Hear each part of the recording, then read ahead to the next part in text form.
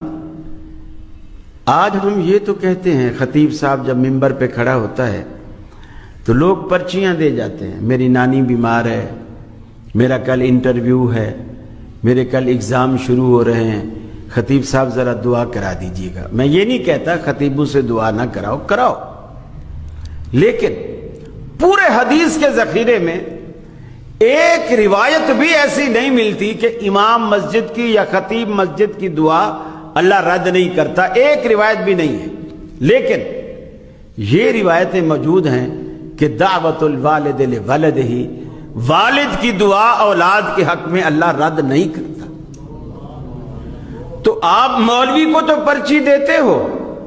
گھر میں کبھی باپ سے بھی کہا جس کی دعا اللہ رد نہیں کرتا، کبھی اس سے بھی کہا؟ اور ماں باپ کو تو کہنے کی ضرورت بھی نہیں، پرچی بھی لکھنے کی ضرورت نہیں ہے، صرف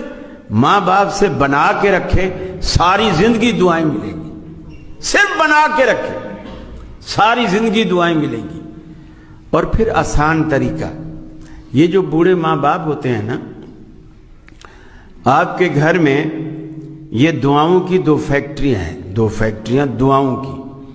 جیسے آپ کپڑے کی فیکٹری، صابن کی فیکٹری، مختلف فیکٹریاں لگاتے ہو نا، یہ بوڑھے ماں باپ واللہ یہ گھر میں دعاؤں کی دو فیکٹریاں ہیں۔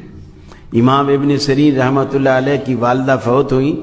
دھاڑے مار مار کے رونے لگے۔ کسی نے کہا امام صاحب آپ اتنے بڑے عالم ہو، بزرگ ہو، آپ ہمیں صبر کی تلقین کرتے ہو، خود دھاڑے مار مار کے رو رہے۔ انہوں نے کہا کہ میں اس لیے نہیں رو رہا کہ میری اماں فوت ہوئی ہے،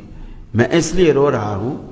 کہ اللہ تعالیٰ نے میرے لیے جنت میں جانے کے دو دروازے کھولے تھے، ماں کی شکل میں اور باپ کی شکل میں، اس میں سے آج ایک دروازہ بند ہو گیا ہے۔ یہ جس دن ان کی آنکھیں بند ہوتی ہیں نا، پیچھے آپ کو دعائیں دینے والا کوئی نہیں ہوتا، سب حسد کرتے ہیں، آپ کی ترقی سے لوگ جیلس ہوتے ہیں۔